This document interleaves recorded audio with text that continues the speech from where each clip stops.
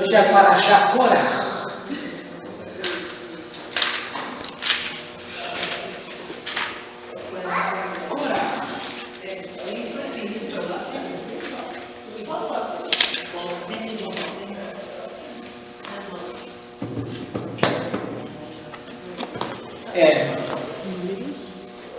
Isso é fácil você lembrar dessa paraxá, porque ela fala de uma vergonha tão grande que você vai curar de vergonha.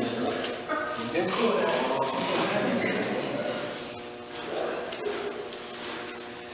Vamos lá, capítulo Bamidbar 16, é Números.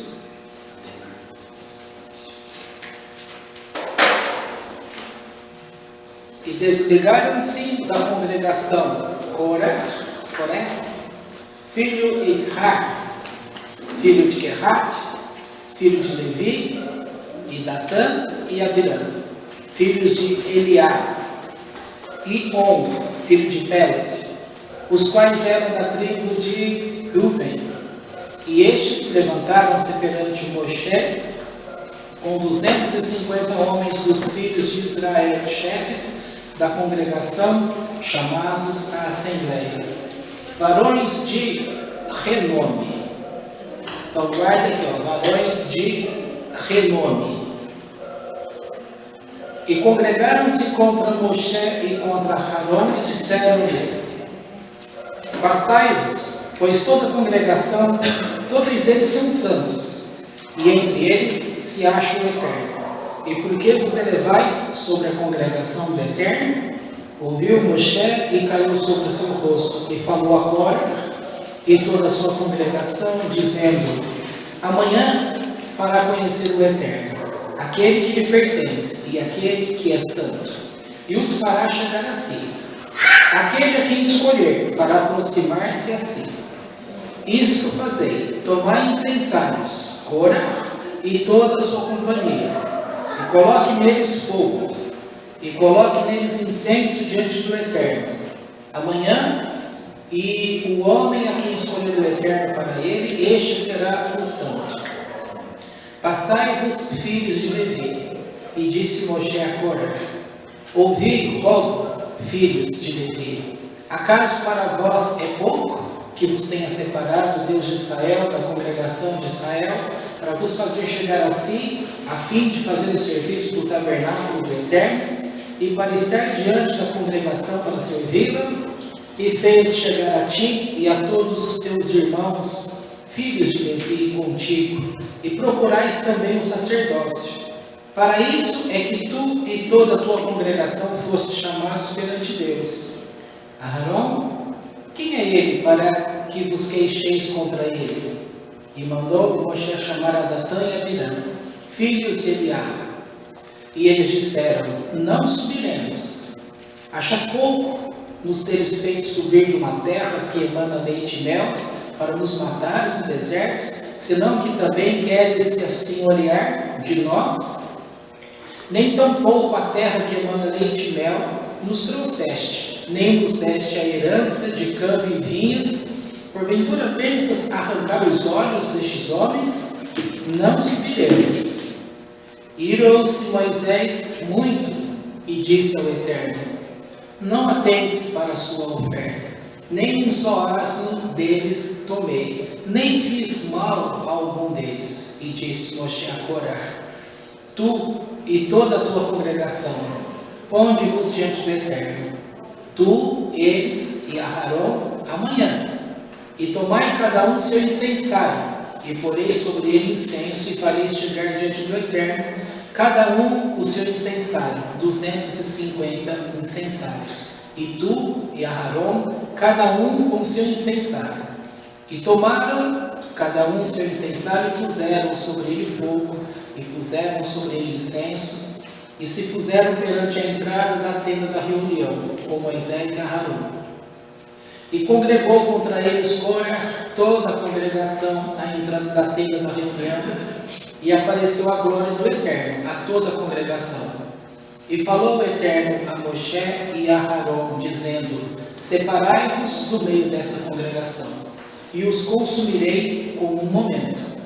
atiraram-se sobre seus rostos e disseram: ó Deus, Deus dos espíritos de toda criatura, se um homem pecar contra toda a companhia, te indignarás? E falou o Eterno a Moshe, dizendo: fala à congregação, dizendo: retirai-vos dos arredores da tenda de Corá, Datã e Abirã. E levantou-se Moisés e foi ter com Datã e Abirã, e foram atrás dele os anciãos de Israel.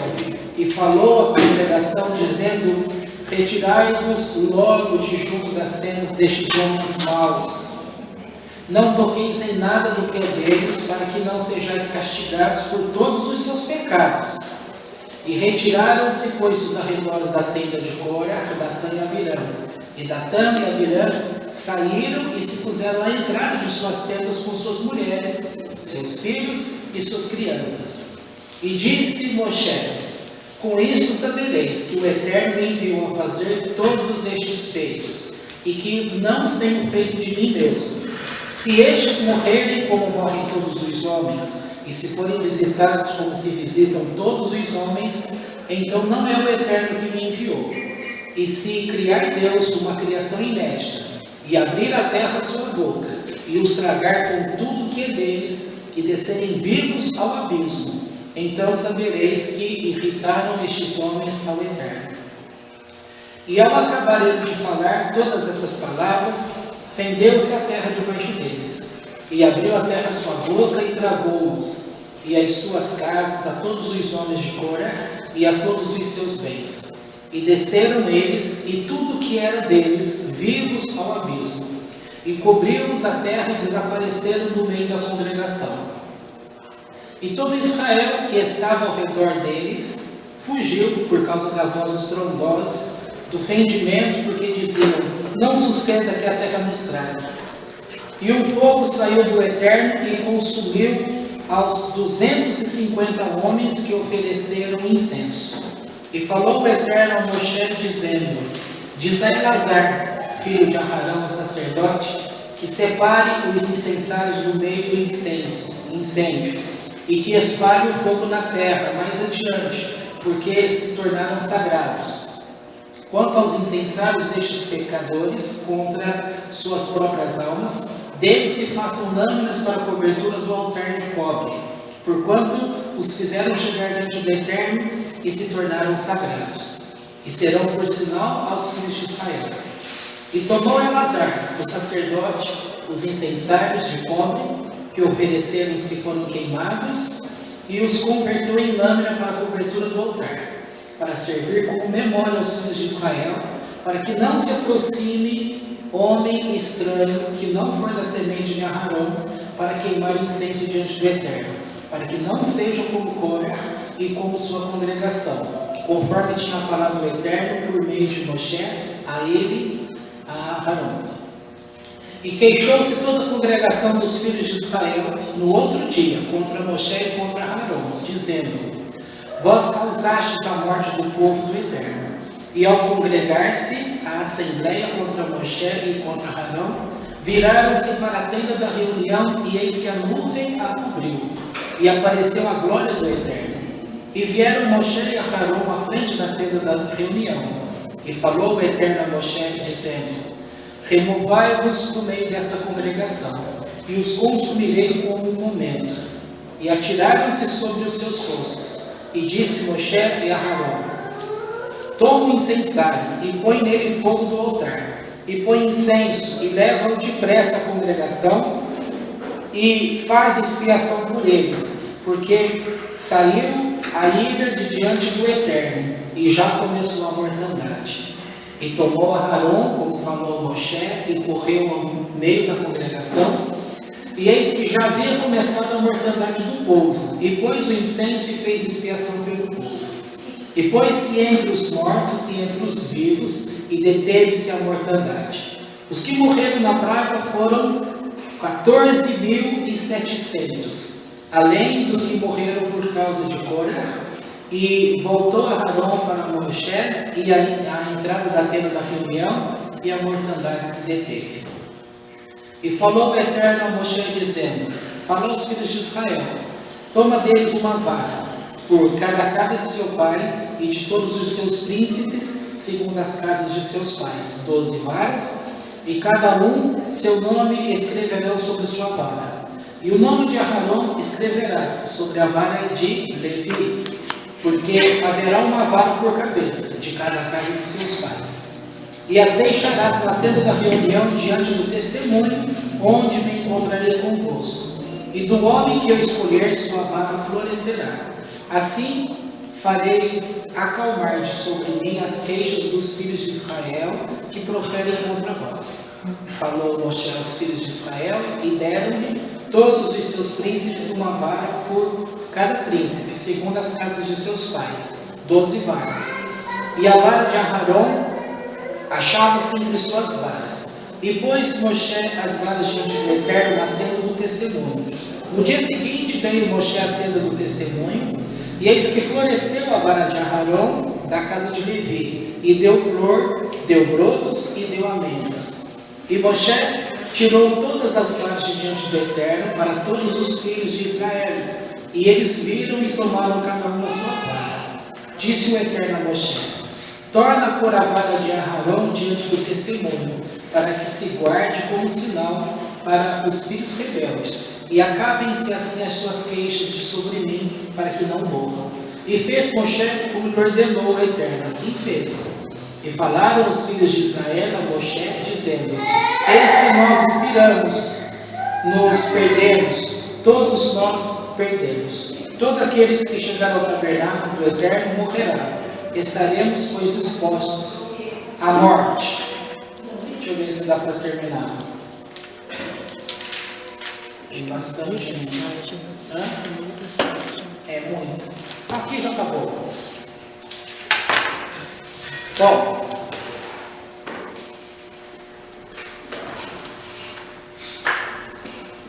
quem assistiu a novela dos 10 Mandamentos vai falar assim: ah, quem me pergunta sobre isso hoje? Né? Minha mãe, Dona Liz, quem mais assiste? É isso lá, quem não me pergunta isso. Umas 2, 3 semanas atrás passou esse capítulo de Cora. Pois bem, primeira coisa a perguntar. Cora, ele era primo de Moisés, tá bom? Da tribo de Levi. Moisés também da tribo de Levi. Deus tinha mandado fazer o acampamento de 3 partes. A primeira parte, a parte central, deixa eu ver aqui. Ó, uma primeira parte, isso, seria o tabernáculo, tá bom? Aí você tem que pôr, não tem um maior, deixa eu ver se aqui é maior. Seria um maior aqui, ó, assim. Seria o acampamento, tudo aqui ao redor agora é o acampamento aonde está a família de Moisés, tá bom? E aí vem um terceiro aqui, aonde aqui e aqui é colocado as tribos, as barracas, as cabanas do povo. E estes 4 cantos era reservado para o gado. Vendo enquadrado assim, você fala: nossa, é tudo muito pequeno. Gente, era 2 cidades de Campinas, tá? 3 milhões de pessoas. Então o espaço era muito grande. E na novela tanto que eles demonstram, que eles tiram como se fosse uma imagem assim, do alto, parece bem grande. É grande. Tá? É como você imagina, lá onde está o Hospital Ouro Verde. Imagina, lá no Ouro Verde seria o local do tabernáculo. E você está nessa ponta de cá. Olha o quanto você tem que caminhar. 15 quilômetros para chegar lá. A pé. É longe, tá certo?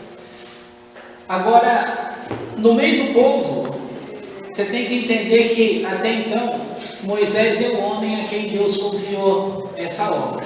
Para lembrar um pouquinho da aula de ontem, então este homem começou um trabalho. não era exigido dele que ele fizesse tudo, como de fato não fez. Mas também era exigido dele que ele não abandonasse a jornada. Correto? É só lembrar da aula de ontem. Você, a tua obrigação é começar o trabalho. Você não é obrigado, por força, a terminar o trabalho, porque Deus trabalha com todo um povo, com toda uma história, com todas as gerações. A tua geração passa e virá a seguinte, vai dar continuidade. Mas para esse período de tempo, Moisés, ele já está dando continuidade a um trabalho que iniciou com Adão, depois passou para Sete, depois passou para outros mais para frente, aí chega em Noé. Ali o mundo é destruído pelo dilúvio. E aí começa com os 3 filhos de Noé. Na 10ª geração, Deus escolhe Abraão. Abraão gera Isaac, que vai gerar Esaú e Jacó. Esaú é colocado de lado. Jacó vai gerar 12 tribos. Essas 12 tribos vão descer ao Egito e vão ficar cativos lá em escravos 210 anos. Desses 210 anos, no final, José, Yosef e Jacó haviam profetizado que Deus traria o libertador. Aí Deus escolhe Moisés. Moisés, então, ele está entrando na linha de trabalho onde muitos já tinham feito a sua parte. Agora é a vez dele da sequência. E vai chegar uma hora que ele vai falecer e Josué, Yahushua, vai dar continuidade nesse serviço. Tá? Assim tem sido até o dia de hoje. E nos dias de hoje nós estamos aqui, cada um fazendo a sua parte, procurando fazer. Desanimar, todo mundo pode desanimar. Abandonar, não deve abandonar. Até que Arão levou o povo à terra prometida, né? O Josué. Josué levou o povo à terra prometida, né? Isso. Ele está passando na televisão. É isso mesmo. É Josué que vai encabeçar, porque Arão e Moisés ficaram mortos. Eles não entram. Então veja só. Quando esse povo sai, eles vão ter que perder aquela questão de escravidão. Tá? Eles estavam acostumados com um tipo de liderança. Uma liderança do Egito que batia neles. Mandava fazer alguma coisa, se não fizesse, era chicote. Então eles não comiam e apanhavam. Tá? Basta lembrar aí esses últimos períodos que era desse jeito. Quando Deus liberta esse povo, Deus começa a fazer desse povo alguém. Na verdade, eles já eram alguém. Vamos com calma aqui, porque foi ensinado para a gente no passado que esse povo era um povo desqualificado. E não é verdade. Tá? Eles estão entrando num momento que quem vai receber a Torá é esse povo. Aqui nesse momento eles já receberam a Torá. E se a Torá é uma das 7 coisas que já tinha existência na eternidade, e quando o Eterno disse que daria a Torá na terra, os anjos se colocaram diante do Eterno dizendo que os homens na terra não mereciam, que eles não iriam compreender a Torá. Tá? E Moisés, portanto, defendeu e ele venceu a disputa com estes anjos. E com isso fica provado que essa Torá do Eterno, ela é dada, portanto, para a melhor geração que existiu. Alguém para receber um presente desse de Deus tinha que ser de um nível espiritual muito alto. Aí você vai perguntar, se é que passa isso pela sua cabeça. Mas eles são maiores que Abraão, eles são maiores que Jacó, eles são maiores de que outros que existiram, do que José. Se for ver de um ponto de vista, sim. É muito relativo você querer ficar estabelecendo quem é grande e quem é pequeno. Tá? Porque em Paraxá, mais para frente, nós vamos ver Balaque. A Paraxá Balaque. Balaão, o Bilã, ele, em termos de profecia e conhecimento, em alguns momentos, ele superava o conhecimento de Moisés. E ele era feiticeiro. Um profeta feiticeiro. Então tem que compreender aí o que é uma geração. Que adianta ele ter tanto conhecimento? O tanto de conhecimento dele não fez superior em parte. Mas Moisés, ainda que em alguns momentos abaixo de conhecimento, mas quem que passou 120 dias de sua vida no céu, cara a cara com Deus? Foi Bilã? Não, foi Moshe. Então é essa a questão. Quando eles saem do Egito, é contado, não é que todo mundo escravo, o tempo de escravidão que eles passaram, muitas pessoas ali chegaram a enriquecer.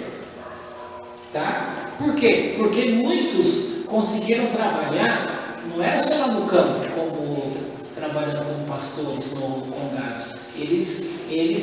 Cora, por exemplo, ele era tesoureiro do faraó. Ele trabalhava com dinheiro, com tesouro.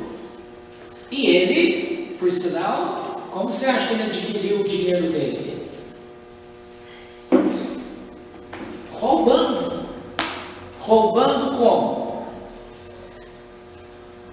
José fez fortuna para o Egito. Quem era o Egito? O Egito era uma nação aparentemente comum. Mas quem é que fez o Egito? Deus precisou preparar o Egito para a história. Tá? Então Deus precisa também preparar a tua vida para a história. Às vezes o preparo é colocar você debaixo de uma grande tormenta para preparar você. Às vezes, você preparado não é você bonito de pé. Às vezes, você preparado para Deus é no chão, todo craquelado, todo quebrado. Por quê? Porque Deus vai usar você lá no chão, quebrado, e não de pé, diante de todas as pessoas. Porque para fazer o trabalho de pé, Ele já escolheu outras pessoas. Então, o Egito, ele precisou fazer do Egito ser uma nação rica. Amós. O que ele faz com o Egito? Ele leva José para lá, joga aquela profecia, faz com que o rio não forneça a cheia durante o ano. Com isso, veio a fome e o Egito acabou o Egito. E com isso, a sabedoria de um homem faz com que tudo que Deus tinha declarado que durante 7 anos daria muita riqueza, José, com a inteligência que Deus deu a ele estocou e ele trabalhou com essa riqueza, porque o mundo inteiro ficou com fome e Deus levava o mundo inteiro para encontrar lá. E chegou uma hora que você não podia pagar com dinheiro mais, você tinha que pagar com os teus bens. Então as pessoas não podiam pagar em dinheiro, elas tinham que pagar com a sua propriedade. Em pouco tempo o Egito se tornou dono de tudo que tinha aos arredores. Ele era dono das terras. Tá? Guardadas as proporções da história, para vocês que não conhecem um pouco de história, mas a Igreja Católica, sabe por que ela é rica desse jeito? Porque durante o período da história, ela fazia com que as pessoas passassem a dar os seus bens, as suas fazendas, as suas terras para ela. Tá? Então é por isso que eles têm essa riqueza toda. E nesse sentido, conforme eles ficaram ricos daquele jeito, o povo que veio para ali, no caso o povo hebreu, muitos enriqueceram. Agora, uma coisa que é colocada é que estes homens, eles não deixaram as suas mulheres para habitar com outras mulheres no Egito, Eles mantiveram a linguagem santa, eles mantiveram o nome de Deus de pé, eles não mudaram seus nomes para nomes egípcios, eles mantiveram a tradição hebraica. E tudo isso Deus só está analisando. Eles mantiveram a circuncisão, eles não abandonaram o Torá, tá? E aí, principalmente depois de José, durante o reinado de José, o povo ficou muito bem, pôde crescer, pôde ganhar dinheiro, mas depois vem o ciúme, e aí teria que destruir esse povo. Isso é história que já ficou para trás, só que você tem que lembrar. Não adianta chegar aqui Corã, como é que eu vou entender Corã? Se você não aprender a história que ficou, se cada livro que você estiver lendo, você virou a página e esquecer do que ficou para trás, você não leu livro nenhum. Terminei o livro hoje. Esse livro fala sobre o quê? Eu esqueci, eu só lembro dessa última página. Então você não leu livro nenhum. Você tem que conhecer a história. Então, como que este homem se tornou este homem? Como que você se tornou essa pessoa? Como que alguém se torna uma pessoa ruim?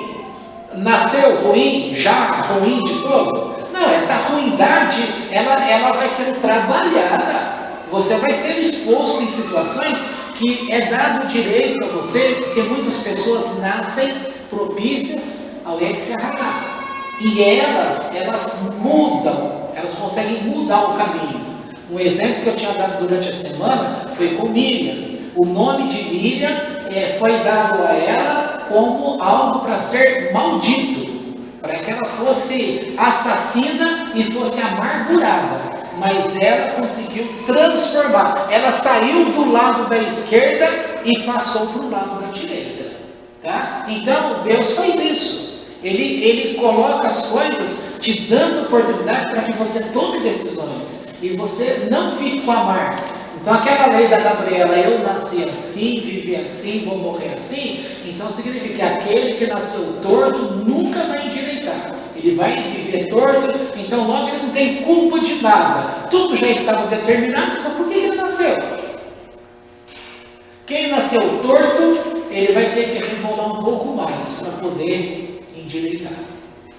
Tá certo? É como se dissesse assim: pois é, o mundo foi feito de tal coisa, então por que Deus deu inteligência ao homem? Por que vocês têm o computador no seu celular hoje? Porque o homem inteligente trabalhou a inteligência que Deus deu, a tecnologia, eles criaram coisas. Se fosse pensar assim, ninguém ia precisar de engenharia, de tecnologia alguma. A gente ia ficar nas cavernas nos tempos passados até hoje. Mas ninguém anda de carroça hoje, de uma forma geral. Todo mundo anda de carro. E carro, quem tem um pouco mais de dinheiro, não anda em qualquer carro. Ele anda no carro automático, banco de couro, amortecedor assim, assado. É um avião que está no chão. Tá? Tudo tecnologia. Ninguém está em caverna. As casas, tem gente que mora em favela hoje, mas tem gente que mora em palacete. E quem tem maiores condições mora em palácio. Tá? Portanto, as pessoas, elas precisam aprender a mudar. Cora, ele não mudou. Sempre das coisas antes do mundo vir à existência, coloca isso na sua cabeça. Tem uma coisa simples que você já sabe muito bem: luz e trevas. Você já tem noção que tudo que vem da luz é bom e tudo que vem das trevas é ruim, correto? Tem muitas coisas por trás disso, mas com coisa simples, pense assim: luz te lembra coisa boa, assim como direita te lembra coisa boa, esquerda te lembra coisa má, tá certo? São simbologias que existem no mundo. Tá? Você vê no Espiritismo, se fala o Espiritismo de direita é a mesa branca, e o Espiritismo de esquerda é o candomblé, umbanda, magia negra. Tá? Então, enquanto um ajuda a pessoa, o outro faz feitiçaria para matar. Aí você pensa: um é direito, o outro é esquerda. Não tem nada de direita e esquerda. Aí os dois são da esquerda. Esses dois são da esquerda, porque eles já praticam o mal. Na criação das coisas, sempre vem para ter equilíbrio um lado da direita, um lado da esquerda. E depois precisa ter equilíbrio. Tá? O teu cérebro, você já viu quando alguém tem derrame? Se o problema aconteceu no lado direito do cérebro, qual é a parte do corpo que dá problema? Lado esquerdo. Porque na hora que vem descendo, faz um X assim. Ó. O lado direito passa a comandar o lado esquerdo do corpo. E o lado esquerdo do cérebro comanda o lado direito do corpo. É em X. Tá? No sentido espiritual, as coisas também, ela vem no sentido de direita e esquerda. E precisa ter um meio de que aquele que nasce na esquerda, ele tem como passar para a direita. Então ele vai trabalhar seu Yetzirah, ele vai trabalhar sua inclinação, ele vai trabalhar aquela maldade, ele vai impedir que essas forças da maldade use a ele para dar sequência naquela linha. Então ele passa a ser bom, aí ele começa a se ligar nas coisas boas de Deus. Então ele passa de lado. O caso de Cora, ele poderia, porque ele vem da esquerda, ele poderia ter condições, e teve condições, de passar para a direita, mas ele não fez. Como ele não fez, então precisou de um grande castigo. E por causa desse grande castigo, este grande castigo então segurou o ímpeto daquela maldade. Tá bom? Bom, dada essa explicação, falei aí só para vocês terem noção, conforme vai falando outros assuntos, vocês vão lembrando disso. A intenção não é que ninguém já tenha compreendido perfeitamente o que eu estou falando, porque isso aqui não é assunto tão fácil para ser entendido. Vamos diretamente no assunto da própria Parashá. Cora era da família de Moisés. E ele começou a olhar e perceber que Moisés era o líder. O irmão de Moisés colocado como sumo sacerdote. A irmã de Moisés profetiza. Os sobrinhos sacerdotes. Tá? Antes, quem fazia o culto a Deus eram os primogênitos. Ora, são 12 tribos. Então, as 12 tribos eram participantes da oferta a Deus. Chega um momento que Deus corta a ação dos primogênitos e estabelece uma classe sacerdotal que quem iria trabalhar seria apenas os levitas. E a família de Moisés era da tribo de Levi. Quem era Levi? Levi é o quarto filho de Jacó. Tá? Daí vem os levitas. Muito natural, né? Um homem Levi gera levitas. Quem é da família mesquita gera mesquitas. Quem é da família goerino gera goerinos. Quem é da família branca gera branco. Entendeu? Isso em termos de nome, porque em genética o branco pode gerar um negro e não pulou cerca, desde que na ascendência dele tenha algum gene negro, que aí pode visitar. É 25%? Mas teve 25%. Tá certo? Bom, caminhando você vai aprender que Cora, ele olha para essa situação e ele pensa: eu sou da tribo de Levi, sou um homem rico, por que sobrou para mim? Nada. Eu não sou sacerdote, eu não posso oferecer trabalho a Deus. Por que pessoas que têm menos dinheiro que eu estão numa posição acima de mim? Aí ele não quis. Aí entra uma questão muito importante na história: a mulher com quem a gente casa.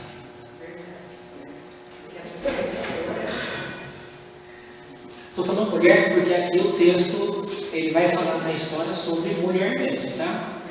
E a gente sabe que a mulher, querendo ou não, ela comanda o homem.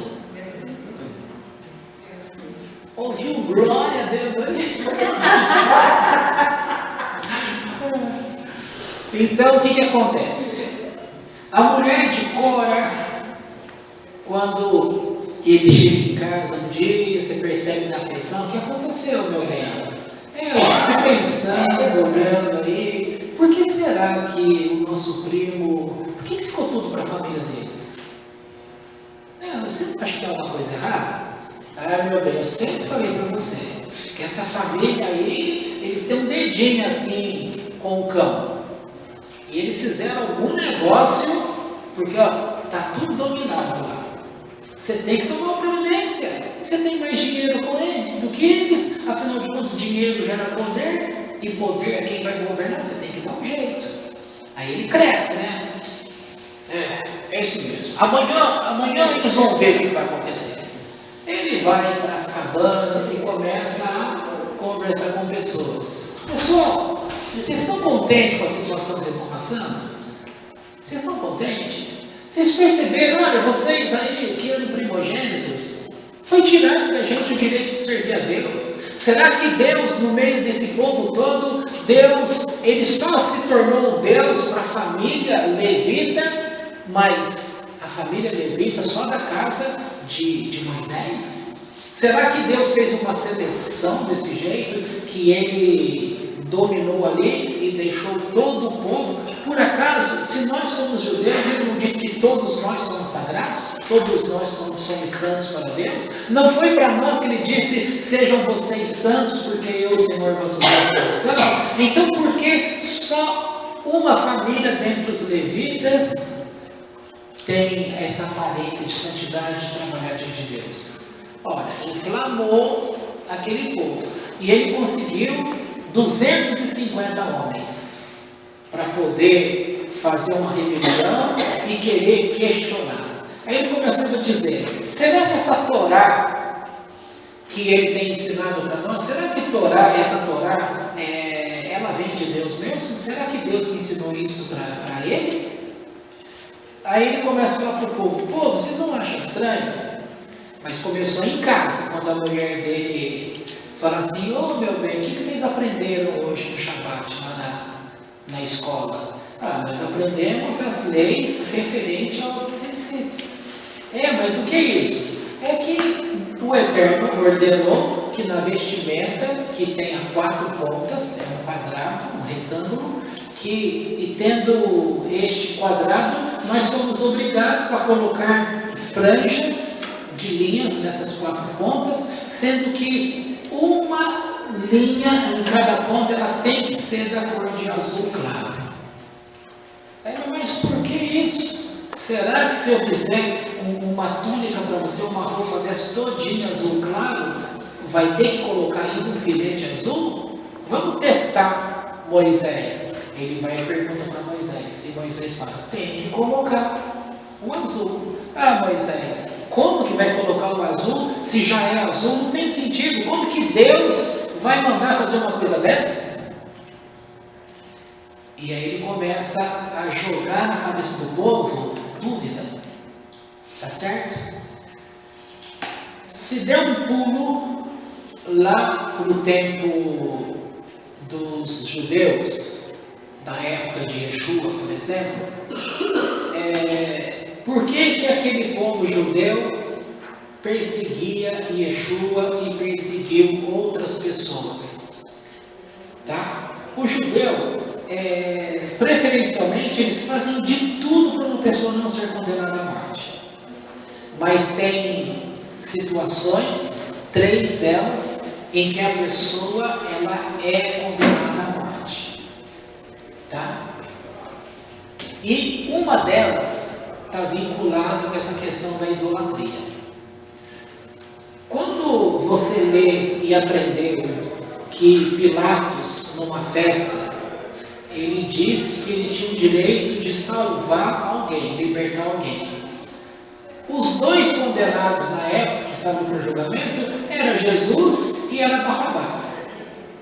Tá? Barrabás era o quê? Ladrão e assassino. E Jesus era o quê? Era um homem comum. Mas qual era o pecado desse Jesus? Tinha pecado? Agora, por que o judeu tinha pecado?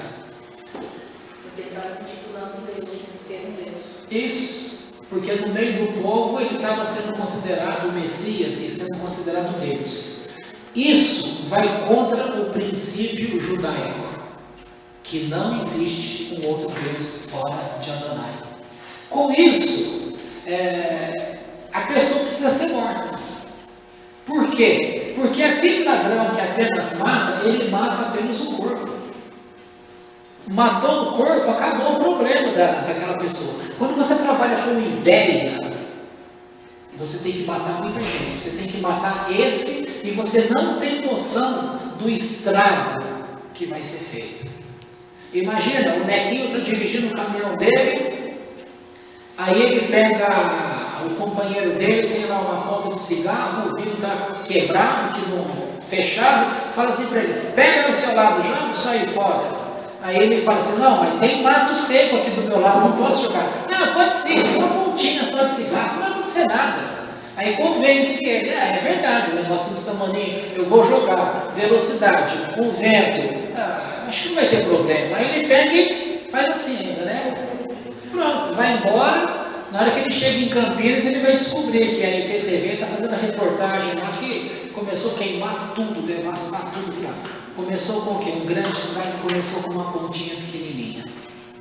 Tá certo? A mesma coisa. Essa ideia de uma pessoa... pensar num professor bom. O estrago que o professor bom faz. Na mesma matéria que pensa no bom, pensa no ruim, né? Sim. O professor ruim morre, mas quem aprendeu toda aquela maldade que foi de errado com aquele professor, aquilo vai levar. É que nem um incêndio. É isso mesmo. Por isso que nesse sentido tem que ser morto.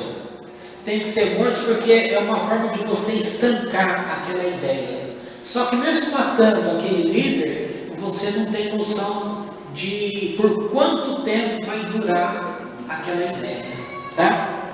Aqui, Cora, ele precisava ser morto para estancar essa ideia, mas também ele precisava ser morto para que o povo pudesse compreender quem é Deus e quem é que Deus estabeleceu de fato como representante dele. Precisa estabelecer ordem.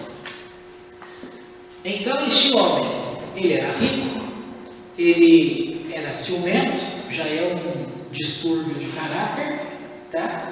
E ele ainda estava mal casado, que a esposa dele falou que ele poderia, sim, ser um líder. Ele vai e convence as pessoas. E o homem chamado homem, ele chega em casa, ele foi convencido por Cora. Ele chega em casa e falou para a esposa dele, meu amor, amanhã cedinho eu estarei na rebelião de Cora. Nós vamos lutar contra Moisés, porque não é possível realmente que apenas uma família fique na liderança. Essa mulher fala para ele, ô meu amor, você está certo disso? O que está acontecendo com você? Você está bem ou está mal hoje? Claro, estou bem. Você acha que a nossa vida é boa? Nós estamos interagindo com as pessoas? Estamos. E por que você vai mudar de lado? Não, porque não é justo. Então, peraí, meu amor, pensa o seguinte. Hoje você é o quê nesse lado onde você está? Você não é apenas uma família? Sim. E se você lutar com Cora contra Moisés, quem é que vai subir a liderança? É Cora. E ele vai fazer de você o quê? Você não vai ficar sendo a mesma pessoa? Então, para que você vai se meter numa confusão dessa? Se não vai mudar nada para você. Você é pequeno, vai continuar pequeno. E aí ele falou, e agora? Já dei minha palavra, não posso voltar atrás. Ela falou, deixa comigo que eu resolvo isso. Deu um vinhozinho para ele de noite, falou, vai dormir, descansa. E no vinho colocou uma bebidinha mais forte, o homem capotou. No outro dia de manhã, para levantar, o que ela fez? Ela vai lá para frente da cabana deles e ela solta o cabelo. Por que essa mulher soltou o cabelo? E por que aqueles homens chegaram para chamar homem? Quando eles bateram o olho naquela mulher, a mulher dele, de cabelo solto, eles viraram o rosto. Por que eles viraram o rosto? Falta de respeito. Porque Deus ordenou, um dos mandamentos é que uma mulher casada, ela não pode ser vista com seus cabelos soltos na rua. Se eles estavam se rebelando por uma causa justa diante de Deus, eles iriam quebrar o preceito da Torá? Não podiam quebrar. Então eles não podiam olhar para uma mulher de cabelos soltos. O cabelo tem que estar coberto. Toda mulher casada, se você vê uma mulher judia na rua, ela está com o lenço na cabeça. Ela só tira o lenço dentro de casa para o marido dela. As moças solteiras, elas não usam lenço. Moça solteira usa o cabelo bonitão, escovado, grandão aí. Não precisa ser nem grandão, né? Não precisa ser nem grandão, viu, gente? Não precisa ser grandão. Mas na hora que casa, ela tem que colocar o lenço. Porque isso é para o marido. Tá bom? E aí essa mulher não saiu dali. Os homens vieram, outro grupo veio e On não foi acordado. Resultado: enquanto a mulher de Corá, ela matou a si mesma e o marido, porque foi feito esse julgamento, a mulher de On salvou a vida dela, do marido e dos filhos. Outra mulher que foi louca foi no livro de Esther, a mulher de Ramã. Ramã, ele não suportava Mordecai, tá? E ela então deu a ideia para o marido: já que você é assim com o rei, faça uma forca. Na primeira oportunidade que você tiver, você vai enforcar Mordecai ali. Sempre que a pessoa faz isso, o mal que ele pensa para o outro é ele que vai ser pego naquela maldade. Quem foi enforcado na forca que foi feita por Ramã? Ele próprio foi enforcado. Aqui, toda a maldade que a mulher dele, de Corá, pensou para Moisés e a família dele, aconteceu foi com a família dela. Datã e Abirã, nós já vimos comentado aí, são dois que odiavam Moisés. Esses dois são aqueles que lá no começo da história, Moisés ainda estava lá no reinado do Egito, ele brigou com o egípcio e matou o egípcio.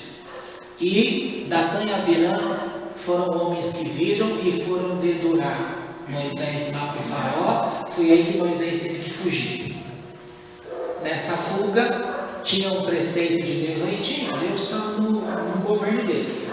Esse Datã e Abirã, eles já estão vindo fazendo maldade. Só que chegou agora, eles estavam chefiando, Moisés pensou: não é só Corá, Datã e Abirã estão juntos. Ele vai tentar falar com Datã e Abirã. No texto que a gente viu aqui, eles não saíram de dentro da toca, eles não saíram de dentro da cabana. Eles desrespeitaram a hierarquia, desrespeitaram o líder deles. Eles disseram que nós não vamos te respeitar, não vamos sair aí fora. Você prometeu nos trazer para comer aqui no Oriente Médio e na verdade, olha onde nós estamos. E você é o culpado de tudo isso. E aí, Moisés vai orar a Deus e Deus então já tinha a solução. A solução de Deus era fazer com que a terra se abrisse. Esse lugar, olha como Deus projeta as coisas. Lá no começo de Gênesis, quando você começa a ver a história, você vai ver o nome Pérez. Esse nome, ele não fala tão somente de uma pessoa, mas ele fala de um lugar na terra em que a terra tem uma fenda. Então ali a terra já estava fendida, preparada para abrir a boca. Qual é o lugar que esse povo estava nessa época? Justamente naquele lugar que Deus já havia preparado, lá no começo. Aqui era a fenda. E foi essa fenda que abriu a boca para abocanhar Cora e a família dele. Tá? Deus é justo? É justo. Os filhos de Cora foram poupados ou não? E como? Eles caíram no buraco? Sim, caíram. Caíram no buraco. Mas eles não foram mortos? Não, não foram mortos. Porque o buraco que Deus fez, Ele fez um buraco que levasse direto ao abismo, e ali foi tragado nesse buraco Datã, Abirã e Cora. O Datã e Abirã, ouvia-se a voz dele, porque na hora do sufoco, as pessoas é muito macho aí fora, né? Enquanto não vem o juízo de Deus, a pessoa fica falando, e se considera certo, está justo. Na hora que Deus vem e faz o negócio, aí eles começaram a gritar: nós cremos que a Torá é do Eterno, que a Torá é de Deus, que Moisés é um líder estabelecido. Nós cremos. Por que eles falavam isso? Para não ser levado ao guerrilhão. Mas não adiantou, porque antes de Deus estabelecer um juízo na minha vida e na tua vida, Ele te deu várias oportunidades. Tá? Então não adianta você falar que você é inocente, porque você teve oportunidade de parar de falar, de parar o comportamento, e não parou. Então não adianta reclamar. Por isso que tem muitos momentos que você não vai achar ninguém para te ajudar. Não vai achar mesmo, porque você tem que pagar aquilo que você fez, você plantou, vai ter que colher. Entendeu? Agora, os filhos não eram tão maus assim como o pai. Então Deus, para estabelecer justiça, essa parte da terra Ele estabeleceu como patamar. Na hora que foi chutado aquilo, os filhos foram colocados nesses patamares, que davam para poder depois sair dali. Agora, acontece um outro detalhe. Para ficar claro que aquilo era de Deus mesmo, aquela ventania que deu, que chupava e sugava a cabana deles, os objetos deles, quando é uma força normal de uma natureza, imagina o vento do que devastou o Taquaral aí, na onde ele passou naquela linha, ele poupou alguma casa? Não, tudo que estava no caminho foi sendo tragado. Ali não. Tudo que estava no caminho só era tragado aquilo que era pertencente a Datã, Abirã e Cora. Os objetos de outras casas, outras famílias, não saíram do lugar. Aquele vento todo que chupou, só veio coisas, igual aquele filme lá do X-Men, aquele homem no final do filme lá, ele como imã, ele vai levantando assim, ele vai puxando tudo que é de ferro para ele. Tudo que é ferro está sendo trazido. Então é uma coisa geral. Agora Deus aqui deixou claro que era uma coisa específica. É um poder de força que está sugando, mas ele era seletivo. Porque quem não tinha nada a ver com o problema, o vento não pegou aquela pessoa. Tá? Então, não tenha medo, porque Deus não vai levar você para o buraco junto com a tua mãe, junto com o teu pai, junto com o teu marido, junto com o teu filho. Não. A análise é feita naquilo. Você é culpado? Você continua daquele jeito? Então é só você que vai, não é outro que vai junto com você não. Bom, acontecido estas coisas, no outro dia, o povo vai até Moisés. Porque enquanto eles foram sugados aqui, e os 250 homens? Os 250 homens, Deus mandou um fogo do céu e queimou todos eles. Mas antes, Moisés tinha avisado: gente, vocês estão cientes de que Deus ordenou que somente a pessoa que Ele autorizou a entregar o incenso é que vai ficar vivo. Se vocês estão dizendo que vocês também podem fazer isso para Deus, vocês vão levar esse incenso, vocês vão pagar com a vida, porque vocês vão morrer. Vocês estão cientes disso? Nós estamos cientes, não vai acontecer nada. Nós vamos mostrar para todo mundo aqui que Deus não é isso que você está falando, não. Não é? Os 250, quem é que estava no meio? Arão. Mas Arão era o indicado de Deus. Ele ficou vivo. Os outros 250, todos eles morreram queimados. E aí o povo vai no outro dia para Moisés e fala: Moisés, nós estamos por aqui com você. Porque por culpa sua, 250 homens, aqui diz agora, homens nobres, eram cabeças de tribos, eram pessoas inteligentes, conhecedores de Torá, homens sábios. Nós perdemos 250 homens valorosos por culpa de vocês. Aí Moisés falou: por culpa minha? Eu avisei essa turma que era rebelião, eles não acreditaram que Deus tinha estabelecido pessoas certas, eles entraram na conversa de Cora, eu avisei que eles iriam pagar com a vida, eles não quiseram acreditar, então a afronta foi deles para com Rachem. Mas você que é culpado, porque essas coisas que você vem trazendo para nós só tem trazido morte. Na hora que esse povo pensou assim,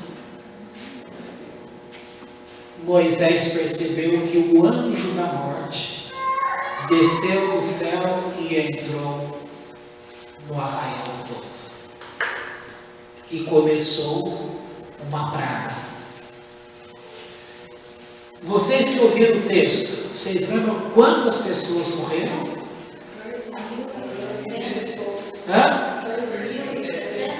14.000, arredondado, 15.000 pessoas morreram. Mas era para matar mais, o povo todo ia morrer.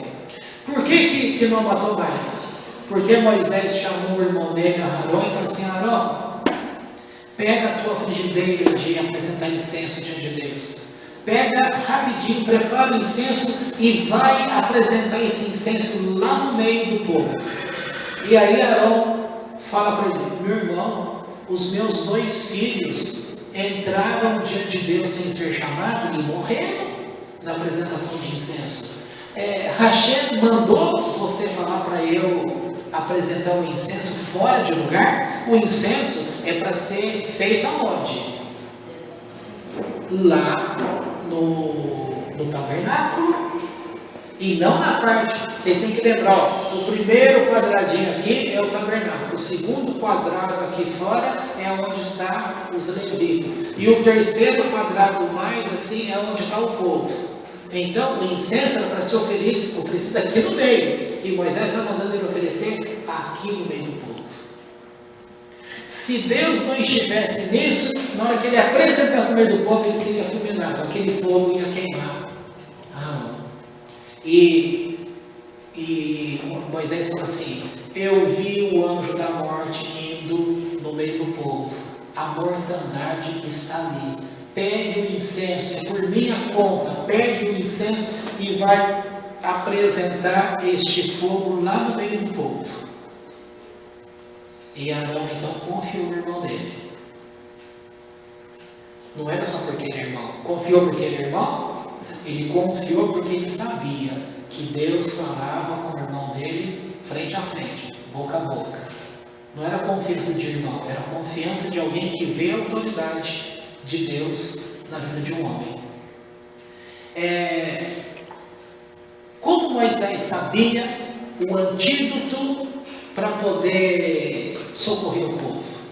Porque em uma daquelas passagens que ele teve no céu, ele conversou com o anjo da morte. E o anjo da morte tinha ensinado ele, dizendo assim: Moisés, se um dia acontecer de eu estar visitando com mortandade no meio do povo, existe uma maneira de você bloquear a minha ação.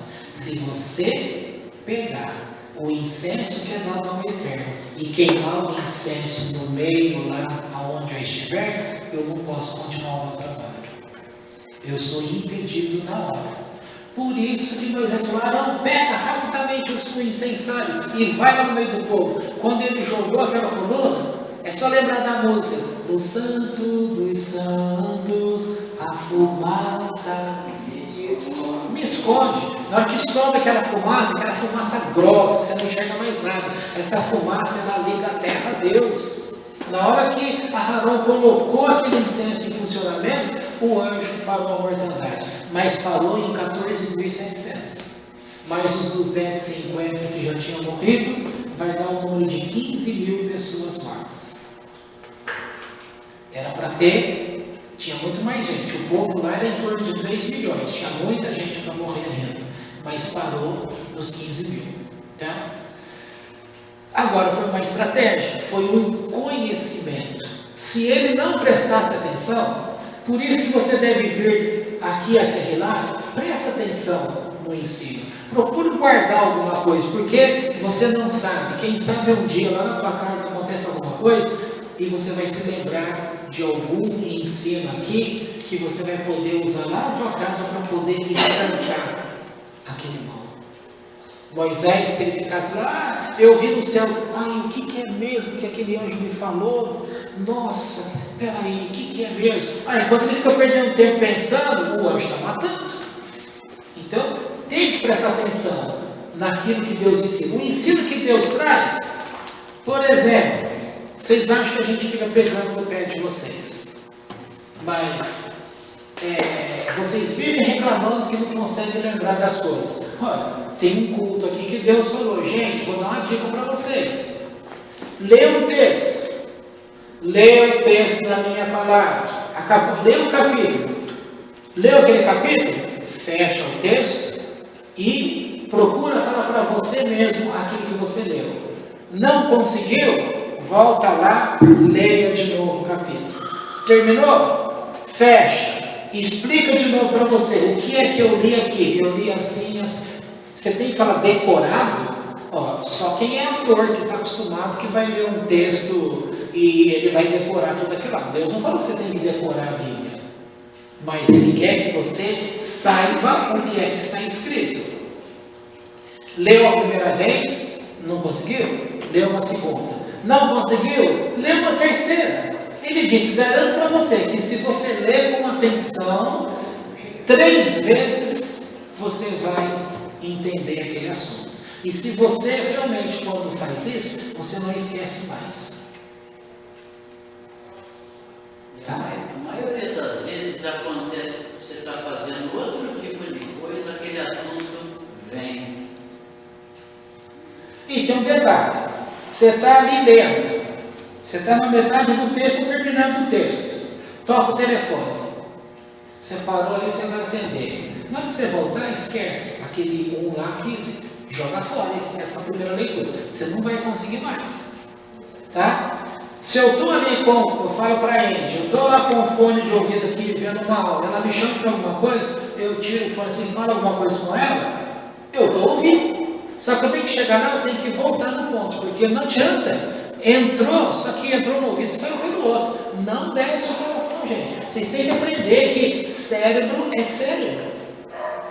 Ele não simplesmente, só porque a voz passou pelo teu ouvido, você vai captar a mensagem. Você tem que estar prestando atenção. Você tem que olhar e prestar atenção e pensar junto. Por que a aula como a de ontem, por que ela prolonga e fica interessante? Porque estão pensando junto, mas escuta, e tal coisa. Aí o outro vem e fala, e aquela outra coisa, então como é que é? Até que chegou à conclusão ontem, que foi o quê? Que o problema está sendo de terminologia. Que a recompensa, portanto, não tem como a gente saber aquilo que é no mundo vindouro. Porque aqui fica estabelecido que são consequências. Mas a gente não acaba misturando consequência com recompensa? E para chegar à conclusão que não é, tem que pensar sobre. Entendeu? Quer ver outra prova disso daí? Tem aluno que vai para a escola, ele não leva nem caderno. Só que ele, durante a aula, a pessoa está assim, está caindo o mundo ao redor. E está lá, apaga aqui, apaga. Só lá. E aí, na hora da prova, eu já ensinei uma técnica para o Gabriel, vocês que têm filhos, estudantes aí, ensina para os filhos. Que é o seguinte, vai para a escola, você tem aquela aula, a matéria. Chega em casa, está cansado? Toma ali um cafezinho, ou janta, ou almoça, dependendo do período que está. Só que dali uma hora mais ou menos, pega o caderno, naquilo que você escreveu, ou na matéria que foi lida, dá uma lida naquilo que você estudou naquele dia. Só dá uma revisada. Se você fizer isso todo dia na matéria, na hora você vai ter uma surpresa. Na hora que marcar a prova e você vai estudar, você vai descobrir que você não precisa estudar, que você já sabe aquilo lá. Pode testar. Você vai ver que funciona. Aí está ótimo. Estava lá em casa, porque ele está de férias, pega o caderno, começa a ler. Foi. Funciona. É assim que funciona. Então, com as coisas de Deus também é assim. A gente vai, é dica que Deus está dando. Você confia que Deus é Deus? Ele está tentando te ajudar. Se você não faz, como é que no momento você fala assim, você acha justo você fazer uma oração e Deus responder a tua oração? É justo? Ah, mas eu não faço nada de mal, sou uma pessoa boa. Ninguém está questionando se você é bom ou mal, se você fez maldade ou não. A questão é que aquilo que Deus pediu para você fazer, você não fez. E se você não fez, você é merecedor de não ter a tua oração respondida. Ah, mas misericórdia, né? Eu estou pedindo para aquela criancinha. Você acha que Deus não vai olhar para aquela criancinha? E esses 15 mil que morreram aqui? Então Deus é um capeta que matou indistintamente as pessoas? Ou você estabelece ordem, ou você estabelece rebeldia. Porque vai ter, segundo o teu interesse, vai ter hora que você fala, não, Deus, aí acontece uma coisa ruim com você, Deus, aconteceu esse negócio aqui na minha família, olha, os nomes, eu vou colocar uma vez só diante de ti, tá Deus, porque eu sei que você é um Deus que está de olho nas coisas. Olha aqui, ó, o meu marido, o meu filho, o meu tio, e veja o que eles fez, Deus, e julga a causa. Aí você quer que Deus, independente de qualquer coisa, vai lá e faça isso. Se um dia muda a questão, aí você vai querer que essas pessoas sejam poupadas. Nós já falamos disso aqui nesse tema, que é aquela questão dos dois braços do nome de Deus. Um nome é Elohim, outro nome é Adonai. Esses dois nomes, um é responsável pelo julgamento com misericórdia, o outro lado é responsável com o julgamento de Gevurah, força. São as duas sefirot, Gevurah e Hesed. Então, quando é uma ação que alguém faz contra você, você quer que Deus julgue a pessoa com Gevurah, sem misericórdia. Mas quando alguém vai orar contra você, você pede, Deus, julga a minha causa com misericórdia. Para o outro você quer sem misericórdia, para você, você quer com misericórdia. Então, aonde está o problema? Em você. Eis a questão. O que Moisés chegou para o povo e falou diante de Deus? Deus, esse povo aqui está reclamando, falando isso de mim, mas eu nunca pedi nada para eles. Eu nunca peguei nada deles. Eu nunca recebi sequer presente deles, porque eu não aceito presente deles. Então, eles acham que eu estou fazendo esse trabalho para quê? Que vantagem eu estou levando? Nenhuma. Porque eu não estou fazendo para o povo e nem para mim, eu estou fazendo por você, Deus. Quando Naamã, o sírio, chegou para falar com o profeta Eliseu, Eliseu nem foi lá conversar com ele. Ele trouxe variados presentes para Eliseu, o profeta. Eliseu não aceitou nenhum presente, não aceitou nada de presente. Tá? Se a gente passa determinada dificuldade financeira hoje, nós poderíamos ter aqui na igreja um caixa de igreja alto, porque oportunidade para pegar dinheiro de pessoas nós tivemos. Não peguei um centavo dessas pessoas, porque não era de direito. E até hoje não nos falta nada. Problema todos nós temos, mas não tem nos faltado nada. Daqui a pouco Deus resolve o nosso problema. e bola para frente. Agora, ter a marca aí de que enganamos pessoas, que roubamos pessoas, tiramos propriedade de pessoas, ninguém vai poder nos acusar com isso. Bom, fechando essa história que o tempo já deu. Este homem morreu, foi merecido? Foi. Os filhos mereciam morrer? Não, por isso que Deus poupou. Os 250 homens que queriam oferecer, mereceu morrer? Mereceu. Por quê? Porque eles foram seduzidos por Cora? Não, porque eles desrespeitaram a Torá. A Torá dizia: nenhum homem pode comparecer diante de mim, o Eterno, trazendo um incenso por conta própria. Se eu não mandei, eles vão pagar com a morte. Eles foram lá, foram advertidos. Não quiseram colocar prova, morreram. Então, eles morreram com justiça? Morreram com justiça. Tá? O povo vai lá e começa a cobrar Moisés de que os 250 homens morreram por culpa de Moisés. Ora, Deus começou a visitar a mortandade no meio do povo, por quê? Novamente o povo está falando, não entendeu que aquele povo morreu porque eles descumpriram aquilo que era a vontade de Deus. Se você descumprir aquilo que é ordem de Deus, você vai pagar o preço também. Tá certo? Esse é um tema que as pessoas têm dificuldade, porque todo mundo é ensinado que Deus é bom, e Ele tem carinho por você, e Ele não vai fazer coisas más. E aí, a geração que vai ser criada é um povo que não tem respeito com as coisas de Deus. Porque ele passa a acreditar: não, eu vou cometer esse pecadinho aqui, afinal de contas, depois eu vou lá, mato um bezerrinho, ofereço o sangue a Deus, está tudo certo. Está tudo certo? Só porque pode matar um animal para substituir o seu pecado, você vai pecar para substituir depois, pagar o preço? Isso não é amor, gente. A mulher na mulher, ela edifica ou não a casa, isso ok. Mas se for analisar assim, a mulher ela tem a sua parcela, assim. Só que também o homem, quando não quer também, porque se for analisar no Moshe, a mulher dele também quase fez uma incitação para ele não acreditar mais em Deus. Não foi Moshe, foi Jó. Foi Jó? É. Foi ela, a esposa que também falou sobre Deus? Não, a esposa de Moisés, quando o anjo apareceu que enrolou no corpo dele, ia matar como uma cobra, enforcando, porque tinha desrespeitado o mandamento de fazer a circuncisão. Ela dá um berro e diz: olha, o teu Deus sanguinário.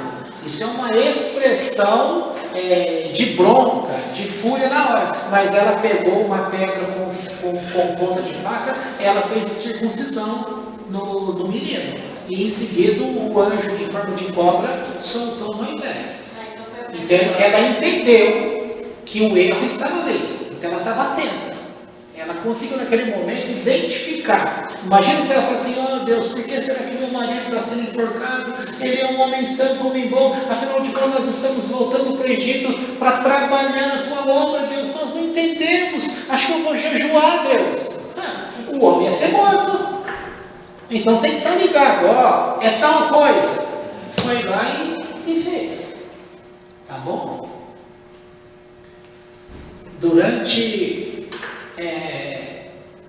Por isso que é bom andar. Tem um texto na Bíblia que fala assim: andarão dois juntos se não estão de acordo? A pesquisa em psicologia fala que o problema de um casamento não é o rico casar com o pobre. Não tem problema. Ah, mas é diferença de classes. Sim, é diferença de classes. O que é pobre, ele pode nunca aprender a sentar numa mesa chique e comer com aqueles talheres chiques, e num restaurante chique, num evento chique. Ele pode nunca aprender, tá? Mas o casamento dele não vai acabar por causa disso. Pode entristecer com o cônjuge, ele não aprender, aí é outros 500, né? Mas esse não é o problema do amor, da companhia, da cumplicidade. Agora, religião diferente. Religião diferente acaba com o casamento? Pode acabar, mas acaba? Também não. Desde que haja respeito com a atitude do outro, você também não vai ter problema. Então, onde é que nós vamos ter problema num casamento? Quando os dois têm divergência de pensamento. É o que a própria Bíblia fala. Andarão dois juntos? Eles vão andar juntos, eles não estão juntos, se o pensamento de um puxa para cá e o outro puxa para cá. Ué, imagina só, amarra o braço da Neuza no futuro marido dela ali. Amarra um braço no outro.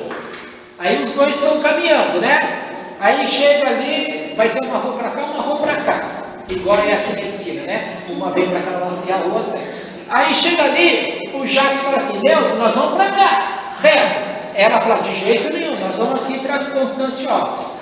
Não, Neuza, nós vamos para cá. Um vai ficar puxando, outro vai ficar puxando, outro vai ficar puxando. Resultado, se os dois forem fortes, ninguém vai chegar a lugar nenhum, porque as forças serão anuladas. Não é isso, Neto, na física? Um faz para cá, outro faz para cá, vai anular a força, com os dois, ninguém vai chegar a lugar nenhum. Andarão juntos? Se os dois têm cabeça diferente, não vai dar. Ou quando eles brigam também, né, pastor? Outra questão na briga que é interessante, né? É melhor, na hora da briga, não falar das coisas. Porque depois que falou, não adianta depois falar assim, ó, desculpe, você não quis falar isso. Não adianta, você fala, não é, gente? Pode falar, eu não quis falar isso. Quis sim. Você nem sabia que a tua raiva era tanto para falar aquilo, ou que você desejava aquilo. Mas quando falou, você falou porque aquilo está dentro de você. Então é melhor não dar briga, ó, foge, então, se for o caso. Porque depois que falou, mas o melhor é não ter esses sentimentos dentro. Não é verdade, gente? Porque na hora, se poder discutir, conversar, falar e respeitar, é uma coisa. Depois, é complicado. Então, vai ser sempre a conversa, né? Minha mãe falava. Você vai retendo as informações e vai guardando as coisas dentro de você, também é ruim. Porque numa próxima briga, você não aguenta, estoura, aí o estrago é maior. Então, para mim, a melhor opção sempre é conversar. Isso. Minha mãe tinha um ditado que falava dita e pancada dada, nem Deus do céu não tinha. Por isso, gente, nós estamos para servir a Deus. Vai ter gente que vai nos atrapalhar? Vai. Mas você também é responsável. Enquanto o homem era o marido, ele aceitou o conselho da esposa. O outro, Cora, aceitou o conselho da esposa. Tá? Então, é isso daí. Vai ter mulher, por isso tem um ditado, por trás de um grande homem existe uma belíssima mulher. Porque não tem como. A mulher faz o marido também faz a mulher.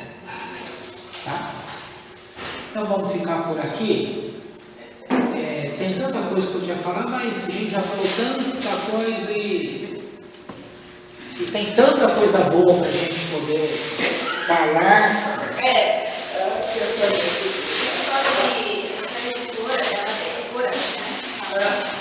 É muita coisa, né, para se falar. Tem muitas vertentes para você pensar.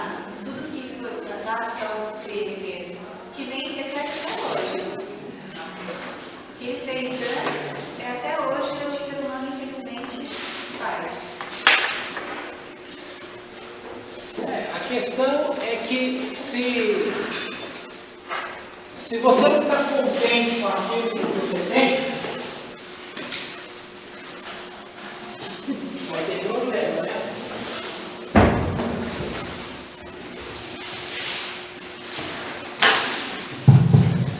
Vamos consagrar diante de Deus nossa oferta voluntária, nosso dízimo.